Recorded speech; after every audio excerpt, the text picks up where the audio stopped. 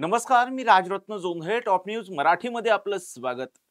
आज एक अत्यंत मोठी घडामोड मुंबईमध्ये घडतीये. शिवसेना उद्धव बाळासाहेब ठाकरे पक्षाचे प्रमुख उद्धव ठाकरे हे थेटपणे राज ठाकरे अर्थात मनसे अध्यक्ष राज ठाकरे यांच्या भेटीसाठी राज ठाकरेंचं निवासस्थान असलेल्या शिवतीर्थवरती गेलेले आहेत आणि त्याच अनुषंगानं राज्याच्या राजकारणात एक मोठी चर्चा होऊ घातलेली आहे आणि ती म्हणजे उद्धव ठाकरे आणि राज ठाकरे आगामी स्थानिक स्वराज्य संस्थांच्या निवडणुकीसाठी एकत्र येणार आहेत आणि त्या दृष्टिकोनातून ही भेट झाल्याची चर्चा सध्या राजकीय वर्तुळात सुरू झालेली आहे. आणि त्याच अनुषंगाने आपला लाईव्हचा विषय आहे, दसरा मेळाव्यात युतीचं सीमोल्लंघन होणार आणि उद्धव ठाकरे आणि राज ठाकरे एकत्र येणार का? आणि या चर्चेमध्ये माझ्यासोबत आहे माझा सहकारी संकेत देशपांडे. संकेत, पाहतोय की या मागील महिन्यामध्ये जर पाहिलं तर उद्धव ठाकरे आणि राज ठाकरेंमध्ये ही दुसरी भेट आहे. पहिली भेट जी होती ती गणेशोत्सवाच्या काळामध्ये उद्धव ठाकरे थेटपणे राज ठाकरे यांच्या घरी गेलेले होते. गणेश अर्थात गणपती बाप्पाचं दर्शन सुद्धा त्यांनी सहकुटुंब घेतल्याचं पाहायला मिळालेलं होतं आणि आज उद्धव ठाकरेंनी ही दुसरी भेट घेतलेली आहे. निश्चित राजरत्न, खरं तर मागच्या अनेक दिवसांपासून ठाकरे बंधूंच्या एकत्रीकरणाची चर्चा जी आहे ती सुरू झाली. त्यावेळी निमित्त ठरलं होतं. महेश मांजरेकरांनी वास्तव द ट्रूथ हा जो त्यांचा पॉडकास्ट आहे त्याच्यामध्ये राज ठाकरेंची 53 मिनिटांची घेतलेली मुलाखत, आणि ज्या मुलाखतीमध्ये महाराष्ट्रासाठी आमच्यामधले वाद काही मोठे नाहीत, ते वाद मिटवायला आम्ही तयार आहोत असं म्हटलं होतं. त्यावर उद्धव ठाकरेंनीही लगेच प्रतिसाद देत, चला महाराष्ट्र हितासाठी आम्ही सगळे आमच्यामधले वाद जे आहेत ते मिटवले असं म्हणत राज ठाकरेंची साथ, उद्धव ठाकरेंचा प्रतिसाद आपल्याला पाहायला मिळाला होता. आणि त्यानंतर मग मराठीच्या मुद्द्यावर हिंदी भाषा सक्ती ज्यावेळी करण्यात आली होती, तसा निर्णय जो घेण्यात आला होता, त्या विरोधामध्ये ज्यावेळी सरकार विरोधात मोर्चा काढायचं ठरलं, त्यावेळी पहिल्यांदा ठाकरे बंधू एकत्र येणार असं बोललं जात होतं. मात्र त्या अगोदर सरकारकडनं हिंदी भाषा सक्तीचा निर्णय मागे घेतला आणि वरळी डोम सभागृहात मराठी भाषा विजयी सभा जी आहे ती सभा संपन्न झाली. त्या सभेमध्ये पहिल्यांदा राज ठाकरे आणि उद्धव ठाकरे हे एकत्र आल्याचं आपल्याला पाहायला मिळालं होतं. त्या व्यासपीठावर केवळ 2 जण आपल्याला राज ठाकरे आणि उद्धव ठाकरे हे बसल्याचं देखील पाहायला मिळालं होतं. दोघांनी एकमेकांवर स्तुतीसुमनं उधळल्याचं आपल्याला पाहायला मिळालं. या वरळी डोमच्या सभागृहात पहिल्यांदा ठाकरे कुटुंब सुद्धा अनेक वर्षांनंतर एकत्र आल्याचं आपल्याला पाहायला मिळालं. जी काही कटुता होती ती सगळी कटुता मिटल्याचं आपल्याला पाहायला मिळालं. आणि या मेळाव्यानंतर 27 जुलै जो उद्धव ठाकरे यांचा वाढदिवस असतो, त्या वाढदिवसा दिवशी राज ठाकरे हे मातोश्री निवासस्थानी पोहोचले. त्यांनी उद्धव ठाकरे यांना अभिष्टचिंतनाच्या शुभेच्छा दिल्या, वाढदिवसाच्या शुभेच्छा दिल्या. दोघांमध्ये त्यावेळी बाळासाहेब ठाकरे यांच्या खोलीमध्ये चर्चा झाल्याचं आपल्याला पाहायला मिळालं. त्यानंतर गणेशोत्सवामध्ये उद्धव ठाकरे सहकुटुंब शिवतीर्थावर पोहोचले. त्यांनी राज ठाकरे यांच्या निवासस्थानी असणाऱ्या गणरायाचं दर्शन घेतलं 27 ऑगस्ट रोजी, राजरत्न, म्हणजे जवळपास 1 महिन्यानंतर. आणि त्यानंतर आता आज उद्धव ठाकरे हे शिवतीर्थावर पोहोचलेले आहेत राज ठाकरे यांची भेट घेण्यासाठी. म्हणजे आतापर्यंतची तिसरी आणि या महिन्यातली ही दुसरी भेट आपल्याला पाहायला मिळते. संजय राऊत जे शिवसेना उद्धव बाळासाहेब ठाकरे पक्षाचे मुख्य प्रवक्ते आहेत, राज्यसभेचे खासदार आहेत, आणि यासोबत राज्याचे माजी परिवहन मंत्री, विधान परिषद आमदार अनिल परब हे देखील उद्धव ठाकरेंसमवेत राज ठाकरे यांची भेट घेण्यासाठी पोहोचल्याचं आपल्याला पाहायला मिळतंय.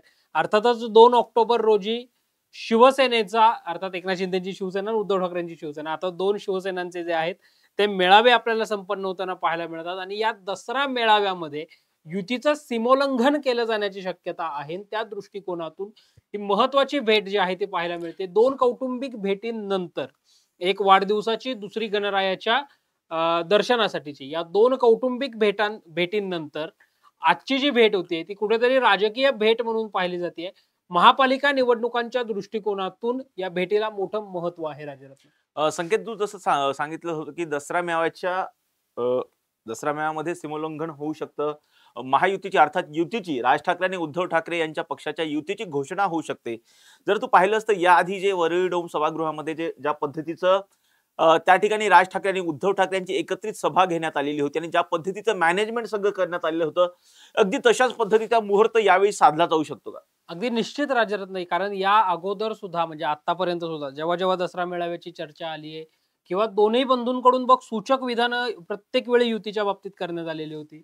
तिकडे राज ठाकरेंनी नाशिकच्या शिबिरामध्ये तुम्ही काम करत राहा, युतीबाबतचा योग्य तो निर्णय मी घेईन असं म्हणत त्यांनी प्रवक्ते आणि जे काही मनसेचे पदाधिकारी आहेत त्यांना माध्यमांसमोर कुठलीही प्रतिक्रिया देऊ नका असं म्हटलं होतं. इकडे उद्धव ठाकरेंनी सुद्धा तयारी करत राहा, युतीबाबतचा निर्णय आम्ही घेऊन जे तुमच्या मनात आहे, जे शिवसैनिकांच्या मनामध्ये आहे तेच होईल आणि त्या दृष्टिकोनातून आपण प्रयत्न करणारच आहोत. जी प्रत्येक महाराष्ट्रवासियांची इच्छा आहे, जी प्रत्येक शिवसैनिकाची इच्छा आहे तेच होईल म्हणत युतीबाबतचं सूचक विधान जे आहे ते केलेलं होतं.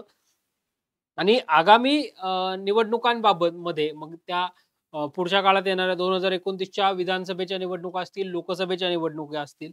या निवडणुकांअगोदर मुंबई महानगरपालिका ही ठाकरे बंधूंसाठी लिटमस टेस्ट असणार आहे राजरत्न. ज्यासाठी कदाचित युतीचा पहिला प्रयोग हा मुंबई महानगरपालिकेमध्ये केला जाऊ शकतो मोठ्या निवडणुकांमध्ये. आता बेस्ट पतपेढीची जी निवडणूक होती त्याच्यामध्ये पहिल्यांदा ठाकरे बंधू म्हणून एकत्र निवडणूक लढली गेलेली होती. मात्र व्यापक स्वरूपामध्ये मुंबई महानगरपालिका निवडणुकीच्या दृष्टिकोनातून युतीचा जो पहिला प्रयोग आहे तो केला जाऊ शकतो आणि ज्याबाबतची अधिकृत घोषणा ही दसरा मेळाव्यामध्ये केली जाईल अशी चर्चा जी आहे ती सुरू झाल्याचं पाहायला मिळतंय. या अगोदर सुद्धा दोन बंधूंना एकत्र आणण्यासाठी अनेकदा प्रयत्न झाले. मग ती 2014ला ज्यावेळी शिवसेना भाजपचा 25 वर्षाचा संसार तुटला, अर्थात युती तुटली गेली होती. तिकडे काँग्रेस राष्ट्रवादीची युती तुटली गेली होती. त्यावेळी सुद्धा दोन ठाकरे बंधू एकत्र येऊन निवडणूक लढतील असं बोललं जात होतं. 2017ला महानगरपालिका निवडणुकांच्या दरम्यान उद्धव ठाकरे यांचे मेव्हणे रश्मी ठाकरे यांचे बंधू श्रीधर पाटणकर आणि संदीप देशपांडे यांच्यामध्ये काही युतीच्या अनुषंगाने चर्चा झाल्या होत्या आणि दोन ठाकरे बंधूंना एकत्र आणण्यासाठीचे प्रयत्न 2017ला सुद्धा केले गेले होते. मात्र 2014 किंवा 2017ला शक्य झालं नव्हतं. आता कदाचित 2025ला युती दोन्ही ठाकरे बंधूंची युती जी आहे ती होण्याची शक्यता आहे. या सगळ्या ज्या काही मागच्या अनेक वर्षापासूनच्या चर्चा आहेत ठाकरे बंधूंनी एकत्र यावं त्या आता कुठेतरी होताना आपल्याला पाहायला मिळेल. संकेत, आधीची जर भेट पाहिली तर सहकुटुंब उद्धव ठाकरेंनी जी आहे ती भेट घेतलेली होती राज ठाकरेची. अर्थात गणपती बाप्पाचं दर्शन घेण्यासाठी ते त्यांच्या घरी गेलेले होते. परंतु आत्ताची जर भेट पाहिली त्या भेटीमध्ये स्वतः अनिल परब आहेत, संजय राऊत सुद्धा या भेटीमध्ये आहे आणि ही भेट कुठेतरी पूर्वनियोजित अशी भेट होती असंच म्हणता येईल का? अगदी निश्चित राजरत्न, कारण ही सगळी भेट पूर्वनियोजित असू शकते. इथे आणि केवळ या भेटीच्या आधी राज ठाकरे आणि उद्धव ठाकरेंमध्ये सुद्धा चर्चा झालेली असू शकते असं वाटतं. निश्चित राजरत्न, या अगोदर ज्यावेळी ठाकरे बंधूंची युती, ठाकरे बंधूंची चर्चा असा ज्यावेळी प्रश्न आला त्यावेळी संजय राऊतांनी दिलेलं उत्तर फार मार्मिक होतं की दोन्ही ठाकरे बंधूंकडे एकमेकांचा नंबर आहे, ते कधीही एकमेकांना फोन करून एकमेकांशी बोलू शकतात. तसं या भेटीपूर्वी या दोन्ही ठाकरे बंधूंमध्ये तसा फोन झाला असावा आणि त्यातून मग भेटीची आजची भेट जी आहे ती निश्चित झाली असावी. आणि त्यानंतर आता उद्धव ठाकरे हे शिवतीर्थावर पोहोचलेले आहेत राज ठाकरे यांच्या भेटीसाठी. सोबतच तू जसं सांगितलं तसं संजय राऊत आणि अनिल परब देखील आहेत. त्यामुळे अर्थात ही भेट संपूर्णतः राजकीय भेट आहे असं म्हणता येऊ शकतं. मुंबई महानगरपालिकेसोबतच ज्या महत्वाच्या महानगरपालिका मनसे आणि शिवसेना उद्धव बाळासाहेब ठाकरे पक्षासाठी सुद्धा राहिलेल्या आहेत. मग मुंबई बाहेर कोणत्या, तर अर्थातच ठाणे महानगरपालिकेची निवडणूक आहे, जिथे स्वतः एकनाथ शिंदेचा बालेकिल्ला आहे. त्या निवडणुकांच्या दृष्टिकोनातून सुद्धा, कारण कल्याण डोंबिवली ज्या मतदारसंघातून 2019 ते 24 महाराष्ट्र नवनिर्माण सेनेचे राजू उर्फ प्रमोद रतन पाटील आमदार होते, त्यामुळं त्या कल्याण डोंबिवली महानगरपालिकेमध्ये सुद्धा, ठाणे महानगरपालिकेमध्ये सुद्धा, वसई विरार महानगरपालिका असेल किंवा नाशिक महानगरपालिका, अगदी पुणे महानगरपालिका सुद्धा, या सगळ्या निवडणुकांमध्ये जिथे कधी काळी मनसे असेल किंवा शिवसेना असेल, संयुक्त शिवसेना आणि आत्ताची शिवसेना उद्धव बाळासाहेब ठाकरे पक्ष, या पक्षांना जे आहे ते नेहमी या महानगरपालिकांमध्ये झुकतं माप राहिल्याचं पाहायला मिळालं. त्यामुळं मुंबई बाहेरील या महानगरपालिकांमध्ये सुद्धा कशी रणनीती आखता येईल या दृष्टिकोनातून जी आहे ती चर्चा होताना आपल्याला पाहायला मिळेल किंवा त्या अनुषंगाने यामध्ये चर्चा जी आहे ती होण्याची शक्यता आहे. यासोबतच जागा वाटपाचा जो काही महत्वाचा मुद्दा आहे त्या दृष्टिकोनातून सुद्धा दोन्ही बंधूंमध्ये चर्चा होण्याची शक्यता आहे. अर्थात आणि या सगळ्यातला तिसरा मुद्दा राजरत्न असा आहे की महाराष्ट्र नवनिर्माण सेना आणि उद्धव बाळासाहेब ठाकरे पक्षाची जर युती झाली तर महाराष्ट्र नवनिर्माण सेना हा महाविकास आघाडीचा भाग होणार का, किंवा हे शिवसेना उद्धव बाळासाहेब ठाकरे पक्ष महाविकास आघाडीतून बाहेर पडून दोन्ही बंधू हे स्वतंत्रपणे आपली वाटचाल करतील, ते महाविकास आघाडीचा कुठलाही भाग राहणार नाहीत, किंवा मग महायुतीकडे दोन्ही बंधू जाऊ शकतात का, तशी काही चर्चा होऊ शकते का, या दृष्टिकोनातून सुद्धा चर्चा होण्याची शक्यता जी आहे ती या दोन्ही बंधूंमध्ये. दुसरी एक महत्वाची गोष्ट म्हणजे 2 दिवसांपूर्वी जर पाहिलं तर जे काँग्रेसचे नेते आहेत विजय वडेट्टीवार, त्यांनी उद्धव ठाकरे यांची भेट घेतली होती. ती भेट जी होती ती नेमकी कशा संदर्भातली होती? जर पाहिलं तर काही दिवसांपासून सातत्याने सकारात्मक विधानं जी आहेत ती उद्धव ठाकरेंकडून येत आहेत. ते म्हणतायत की सकारात्मक निर्णय होईल. जे काही चाललंय ते सकारात्मक पद्धतीने चाललंय. जे मनसेच्या बाबतीमध्ये चाललेलं आहे. आणि विजय वडेट्टीवार यांनी घेतलेली भेट असेल आणि त्यानंतर आता मनसे जसं तू आता सांगितलंस की मनसे आणि त्याचबरोबर उद्धव ठाकरे यांच्यामध्ये जी आहे ती सकारात्मक पद्धतीने चर्चा होऊ शकते. जागा वाटपासंदर्भामध्ये चर्चा होऊ शकते. जर मनसे महाविकास आघाडीचा जर घटक झाला, तर त्याच्या कशा पद्धतीने परिणाम हा राज्याच्या राजकारणावर पडू शकतो? अगदी निश्चित राजरत्न या सगळ्यामध्ये तू सुरुवातीला जसं म्हटलं तसं वडेट्टीवारांनी उद्धव ठाकरेंची भेट घेतली. वडेट्टीवार, बाळासाहेब थोरात आणि अमीन पटेल होते. हं. तर या भेटीचं मुख्य कारण राजरत्न असं होतं, की महाविकास आघाडीमध्ये इंटरनल एक फॉर्म्युला ठरलेला आहे, की विधान परिषदेचं विरोधी पक्षनेतेपद ओके. अंबादास दानवेंच्या आता अंबादास दानवेंची टर्म संपल्यानंतर विधान परिषदेचं जे विरोधी पक्षनेतेपद आहे, ते काँग्रेसच्या वाट्याला जाईल आणि विधानसभेचं जे विरोधी पक्षनेतेपद आहे, ते शिवसेना उद्धव बाळासाहेब ठाकरे पक्षाला जाईल. अर्थात या दोन्ही पक्षांसाठी. तिकडे तर विधानसभेमध्ये भास्करराव जाधवांचं नाव हे जवळपास निश्चित मानलं जात होतं. तो निर्णय विधानसभेचे अध्यक्ष म्हणून राहुल नार्वेकर घेणार आहेत. इकडे विधान परिषदेमध्ये सतेज पाटील जे काँग्रेसचे नेते आहेत, त्यांचं नाव जवळपास निश्चित झालेलं आहे. सतेज पाटील हे राज्याचे पुढचे विधान परिषदेचे विरोधी पक्षनेते होतील, अशा चर्चा सुरू झालेल्या आहेत. त्या दृष्टिकोनातनं शिवसेना उद्धव बाळासाहेब ठाकरे पक्षानं आपल्याला पाठिंबा द्यावा, यासाठी ती प्रामुख्याने भेट जी आहे ती झाल्याचं बोललं जातंय. सोबत काँग्रेस नेत्यांनी त्याच दिवशी विधान परिषद सभापती राम शिंदेची भेट घेतली. काल राज्याचे मुख्यमंत्री देवेंद्र फडणवीस यांची भेट जी आहे ती घेतल्याचं पाहायला मिळालं. मात्र याच विजय वडेट्टीवारांनी असं देखील एक स्टेटमेंट केलेलं होतं राजरत्न, की जर महाराष्ट्र नवनिर्माण सेना आणि उद्धव बाळासाहेब ठाकरे पक्षाची युती होत असेल आणि महाराष्ट्र नवनिर्माण सेना ही महाविकास आघाडीचा भाग होण्यासाठी तयार असेल, तर मी स्वतः वरिष्ठांशी बोलेन आणि त्या दृष्टिकोनातून आम्ही चर्चा करेन. कारण विजय वडेट्टीवार हे काँग्रेस पक्षाचे आता विधिमंडळ पक्षाचे गटनेते आहेत. त्यामुळे हायकमांडशी ते नेहमी संपर्कात असतात. केवळ आत्ताच नव्हे तर विधानसभेचे विरोधी पक्षनेते असताना 2 टर्म किंवा राज्याचे मंत्री असताना सुद्धा काँग्रेस हायकमांडशी त्यांचे नेहमी चांगले संबंध राहिलेत. हं. त्यामुळे त्या दृष्टिकोनातून सुद्धा आपण चांगले प्रयत्न करू असं वडेट्टीवार जे आहेत ते म्हटल्याचं पाहायला मिळालं. तिकडे खासदार असणाऱ्या सुप्रिया सुळेंनी सुद्धा जर दोन्ही बंधू एकत्र येत असतील तर आम्ही त्याचं स्वागतच करू. ते महाविकास आघाडीचा भाग होत असतील तर त्या दृष्टिकोनातून सुद्धा योग्य वेळी योग्य चर्चा जी आहे ती केली जाईल, अशा प्रतिक्रिया ज्या आहेत त्या दिल्याचं पाहायला मिळालं. मात्र जरी राजरत्न महाराष्ट्र नवनिर्माण सेना महाविकास आघाडीचा भाग झाली काय किंवा शिवसेना उद्धव बाळासाहेब ठाकरे पक्ष हा महाविकास आघाडीतून बाहेर पडला काय, या सगळ्या चर्चांपेक्षा 2 ठाकरे बंधू एकत्र येत आहेत ही फार महत्वाची घडामोड आहे. आणि अर्थात एवढ्या भेटी जर होत असतील, भले त्या कौटुंबिक भेटी झाल्या असतील किंवा आजची जी राजकीय भेट होती असं बोललं जातंय, या सगळ्यातून काहीतरी सकारात्मकच महाराष्ट्रासमोर येईल अशी चर्चा आहे. कारण संजय राऊतांना एका मराठी वृत्तवाहिनीवर एका मुलाखतीमध्ये विचारण्यात आलं होतं, की युतीबाबतची चर्चा कुठवर आली. त्यावेळी संजय राऊत म्हटले, पडद्यामागून एक कथा जी आहे ती लिहिली जातीये. त्यामुळे पडद्यामागची जी पटकथा आहे ती कुठेतरी पूर्ण होत आली आहे आणि त्याचा जो काही कथेतून जो काही चित्रपट निर्माण होणार आहे तो महाराष्ट्राला लवकरच पाहायला मिळेल आणि तो चित्रपट अर्थातच ठाकरे बंधूंच्या युतीचा असू शकतो आणि त्याची अधिकृत घोषणा ही दसरा मेळाव्यामध्ये केली जाऊ शकते अशी चर्चा. संकेत, कार्यकर्त्यांचं कुठेतरी एक अशा प्रतिक्रिया येत आहेत असं बोललं जातंय कार्यकर्त्यांकडून, की जर उद्धव ठाकरे आणि राज ठाकरे यांची ताकद जर आजमावायची असेल तर सर्वात प्रथम ही महत्वाची गोष्ट म्हणजे एक सीझन पूर्ण करावं लागेल. ते सीझन म्हणजे कसं, स्थानिक स्वराज्य संस्था निवडणुका ह्या सोबत लढवाव्या लागतील. महापालिकेच्या अर्थात जर पाहिलं तर विधानसभेच्या निवडणुका सोबत लढवाव्या लागतील आणि त्याचबरोबर लोकसभेच्या निवडणुका सुद्धा एकत्र लढवाव्या लागतील. त्यावेळी कुठेतरी एक समन्वय साधला जाईल आणि एक ताकद पुढे येईल असं बोललं जातं.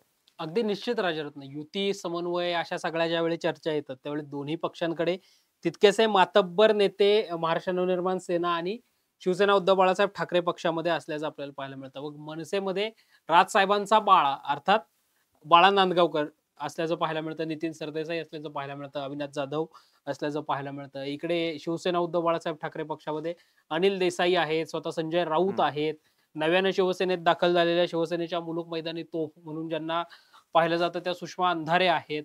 अशा अनेक दिग्गज नेत्यांची एक समन्वय समिती जशी महायुतीने तयार केली, महायुतीमधला समन्वय राखावा, तसं ते दोन्ही बंधू एकत्र आल्यानंतर एक अंतर्गत समन्वय समिती जी आहे ती गठीत केली जाऊ शकते. इकडे मनसेने राजरत्न केंद्रीय समिती आणि बऱ्याच संघटनात्मक बदल सुद्धा केले होते. त्यावेळी आपण टॉप न्यूज मराठीच्या माध्यमातून माहिती देखील आपल्या प्रेक्षकांपर्यंत पोहोचवलेली होती याच स्टुडिओच्या माध्यमातून. तसं ती एक कोर कमिटी जी आहे ती गठीत केली जाऊ शकते आणि त्या कोर कमिटीच्या माध्यमातून निवडणुकांबाबतचे निर्णय जे आहेत ते घेतले जाऊ संकेत, शकतात. तुला अर्थात तुला काय वाटतं की हे राज ठाकरे, उद्धव ठाकरे हे एकत्र म्हणजे निवडणुकीच्या पुरते म्हणजे मनपा अर्थात स्थानिक स्वराज्य संस्थांच्या ज्या निवडणुका आहेत, विशेषतः जर पाहिलं तर मुंबई, ठाणे आणि जे मेट्रोपॉलिटन एरियाज आहेत, तिथल्या निवडणुकीपुरते एकत्र आलं तर फायदा होऊ शकतो का संपूर्ण महाराष्ट्रामध्ये?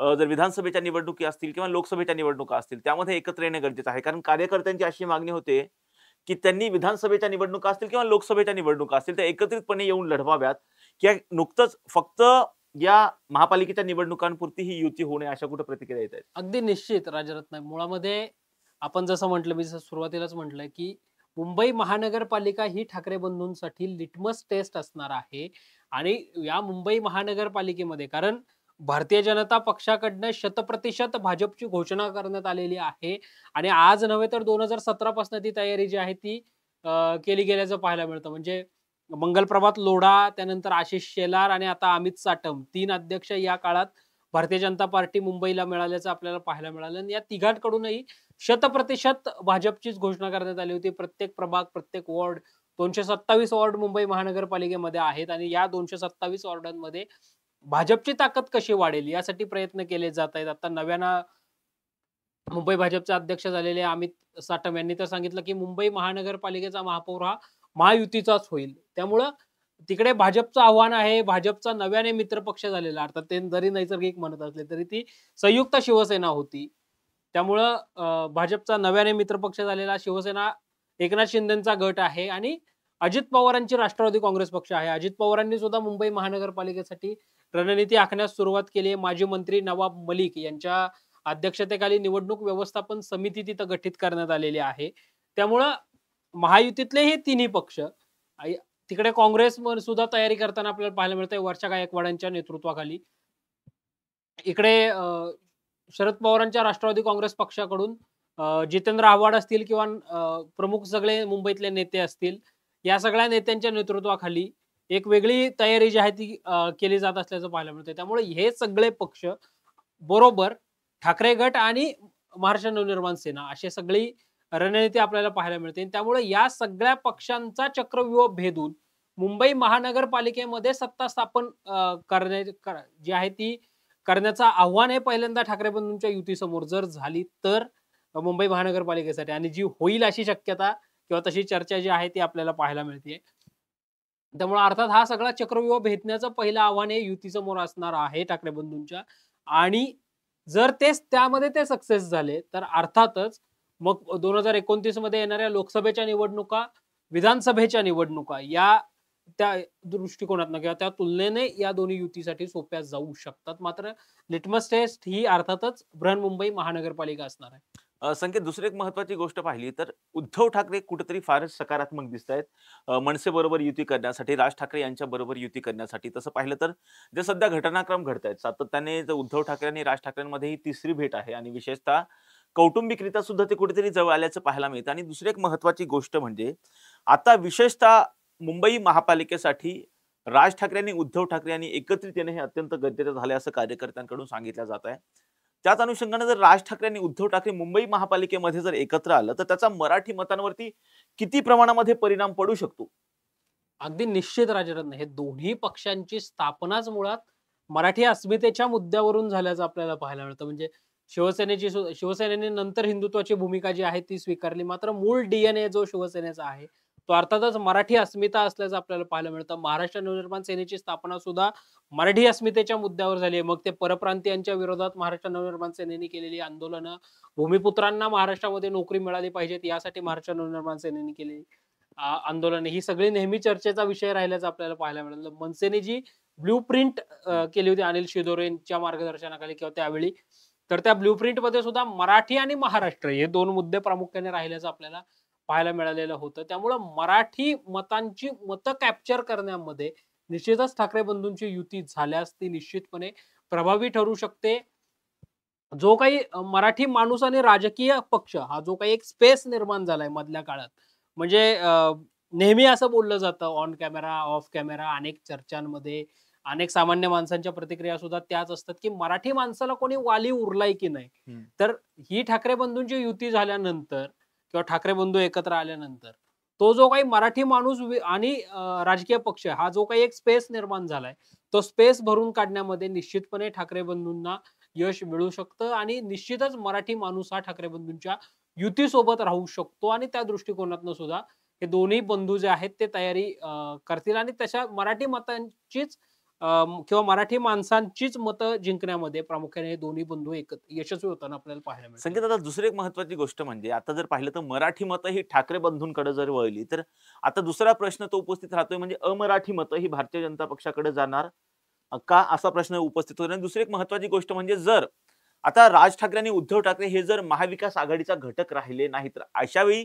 जी अमराठी मतं आहेत, जी काँग्रेसकडेही जाऊ शकतात, त्याचबरोबर शरद पवार यांच्या पक्षाकडे जाऊ शकतात आणि भारतीय जनता पक्षाकडे जाऊ शकतात. अशा वेळी अशा पद्धतीने जर निवडणुका झाल्या तर त्याचा कितपत फायदा हा ठाकरे गटाला आणि मनसेला होऊ शकतो? अ, राजरत्न मतांच्या दृष्टिकोनातनं जर आपण म्हटलं तर अर्थात मराठी मतं ही ठाकरे बंधूंच्या युतीसोबत राहू शकतात. अशा वेळी आपण ज्यावेळी दुसरा पर्याय बघतो किंवा दुसरी बाजू जी बघतो, हं. अमराठी मतांचं काय होणार? तर अर्थातच हे दोन्ही पक्ष हे मुरब्बी पक्ष आहेत. त्यामुळं ते ज्यावेळी आपला एक जाहीरनामा प्रसिद्ध करतील, तर तो जाहीरनामा हा सर्वसमावेशक हं. पद्धतीनेच जाहीर करताना आपल्याला पाहायला मिळतील. अमराठी मतांच्या बाबतीत जर आपण म्हटलं तर भारतीय जनता पक्षाकडे ती अमराठी मतं अनेक असल्याचं आपल्याला पाहायला मिळतं. म्हणजे मुंबईचं उदाहरण घेतलं तर तमिळ सेल्वन सारखे हं. आमदार मुंबईमधनं भारतीय जनता पक्षाकडनं निवडून येताना आपल्याला पाहायला मिळतात. मंगलप्रभात लोढा मुंबईमधनं आमदार म्हणून निवडून येताना पाहायला मिळतात. पराग शहा आमदार म्हणून निवडून येताना आपल्याला पाहायला मिळतात. किरीट सोमय्या हे त्या ठिकाणी भारतीय जनता पक्षाकडनं खासदार झाल्याचं आपल्याला पाहायला मिळालं होतं. गोपाळ शेट्टी अ, खासदार झाल्याचं आपल्याला पाहायला मिळालं होतं किंवा आत्ता पियुष गोयल हे मुंबईमधनं, ईशान्य मुंबईमधनं निवडून आलेले आहेत राजरत्न. त्यामुळं मराठी मतं ही नेहमीच भारतीय जनता पार्टीच्या पाठीशी राहिल्याचं आपल्याला पाहायला मिळालंय. मात्र भाजप सुद्धा नेहमी हे सांगताना राजरत्न आपल्याला पाहायला मिळतो, की महाराष्ट्रासाठी किंवा मराठी हितासाठीचीच भूमिका आम्ही घेताना पाहायला मिळतोय. त्यामुळे या दृष्टिकोनातनं सुद्धा दोन्ही ठाकरे बंधूंच्या युतीला आणि अन्य पक्षांना जी आहे ती मोठी तारेवरची कसरत जी आहे ती करावी लागणार आहे. सर्व मतं जी आहेत ते आपल्या पारड्यामध्ये पाडण्यासाठी. संकेत, जसं आता आपण बोलत होतो, की स्थानिक स्वराज्य अर्थात जर पाहिलं तर मनसे आणि शिवसेना अर्थात उद्धव ठाकरे यांची शिवसेना जर एकत्र आली तर दसऱ्यामध्ये सीमोल्लंघन होऊ शकतं. अशा वेळी शिंदेच्या शिवसेनेची काय भूमिका असू शकते? जर पाहिलं तर 2 ठाकरे ब्रँड एकत्र येतोय आणि शिंदेची शिवसेना. अशा वेळी कशा पद्धतीनं क्लॅश होऊ शकतो? शिवसेना म्हणून नेहमी एकनाथ शिंदे हे सांगताना राजरत्न आपल्याला पाहायला मिळतात. स्वर्गीय हिंदुहृदय सम्राट बाळासाहेब ठाकरे यांचे विचार आणि त्यांची शिवसेना दोनही आमच्या सोबत आहे. मात्र अर्थातच ठाकरे आणि महाराष्ट्र, ठाकरे आणि शिवसेना ही नेहमी एक कुठेतरी म्हणजे एकाच नाण्याच्या 2 बाजू राहिल्याचं आपल्याला पाहायला मिळतंय. त्यामुळं यावेळी 2 ठाकरे बंधू जर एकत्र आले, तर त्यांना फाईट देण्यासाठी, तगडी फाईट देण्यासाठी विशेष व्यूहरचना जी आहे ती शिवसेना एकनाथ शिंदेच्या पक्षाला जी आहे ती आखावी लागणार आहे. आता विधानसभा निहाय विभाग प्रमुखांच्या नेमणुका ज्या आहेत त्या एकनाथ शिंदेच्या शिवसेनेकडनं करण्यात देखील आल्या. मात्र आणखीन चांगल्या पद्धतीने काही व्यूहरचना आखावी जी आहे ती लागणार आहे. शीतल म्हात्रे असतील किंवा संजना घाडी असतील यांच्यासारखे जे काही प्रमुख चेहरे हे शिवसेना एकनाथ शिंदेच्या पक्षाची बाजू मांडताना आपल्याला पाहायला मिळतं. तर या पक्षांना या नेत्यांना कुठेतरी फ्रंट फूटवर येऊन बॅटिंग करण्याची संधी जी आहे किंवा त्या दृष्टिकोनातून व्यूहरचना जी आहे ती आखण्याची गरज जी आहे ती असल्याचं पाहायला मिळतं. या सगळ्यामध्ये निश्चितच आता प्रारूप प्रभाग रचना जाहीर झाल्यात, हरकती सूचना झाल्यानंतर अंतिम प्रभाग रचना जाहीर होतील आणि मुंबईची निवडणूक ही एकसदस्यीय प्रभाग पद्धतीमुळं होणार असल्यामुळं तिथे काम करण्यासाठी बराच स्कोप जो आहे तो असल्याचं पाहायला मिळतं. कारण बाकीच्या काही ठिकाणी 3 प्रभाग आहेत, काही ठिकाणी 4 प्रभाग आहेत. पुण्यामध्ये 40 प्रभाग हे 4 सदस्य आणि 1 प्रभाग 5 5 सदस्य वर्ष. आहे. त्यामुळं इथं उमेदवार निवडताना एका प्रभागाचा विचार करून तिथे 4 लीडिंग कॅन्डिडेट जे आहेत ते द्यायचे आहेत. निवडून येणारे कॅन्डिडेट जे आहेत ते द्यायचे आहेत. त्या तुलनेत मुंबईचं काम थोडं सोपं आहे. कारण एक प्रभाग एकच चेहरा तिथं द्यायचा आहे. 10 मधून एकच नाव सिलेक्ट करायचं आहे. जे बाकीच्या ठिकाणी 10 मधून 4 नावं जी आहेत तिथं सिलेक्ट करावी लागणार आहेत. त्यामुळं त्या दृष्टिकोनातून सुद्धा विशेष व्यूहरचना जी आहे ती आखावी लागणार आहे. काही ठिकाणी मुंबईमध्ये भारतीय जनता पक्ष व्हर्सेस एकनाथ शिंदेची शिवसेना असा महायुतीमध्येच निवडणुकांमध्ये तुझा संघर्ष रंगण्याची शक्यता आहे, जी आज ठाण्यामध्ये आपल्याला गणेश नाईक विरुद्ध शिंदेची शिवसेना असा काही प्रमाणामध्ये पाहायला मिळतो आणि ज्याची चर्चा नेहमी होताना आपल्याला पाहायला मिळते. त्यामुळे महायुतीतलेच अंतर्गत काही हे कलह मिटवून मग वेगळी व्यूहरचना जी आहे ती एकनाथ शिंदेच्या शिवसेनेला जी आहे ती आखावी लागणार आहे. निश्चितपणे संकेत आता या घडामोडीकडे आपलं लक्ष असणारच आहे आणि त्याच अनुषंगानं राज ठाकरे आणि उद्धव ठाकरेंच्या भेटीच्या नंतर दसऱ्यामध्ये सीमोल्लंघन होतं का महायुतीचे, अर्थात उद्धव ठाकरे आणि राज ठाकरे यांच्या युतीची घोषणा होते का, हे पाहणं महत्त्वाचं असणार आहे. या प्रत्येक घटनेची अपडेट आम्ही टॉप न्यूज मराठीच्या माध्यमातून आपल्यापर्यंत पोहोचवणारच आहोत. यासाठीच पाहत राहा टॉप न्यूज मराठी, आपला महाराष्ट्र आपली बातमी.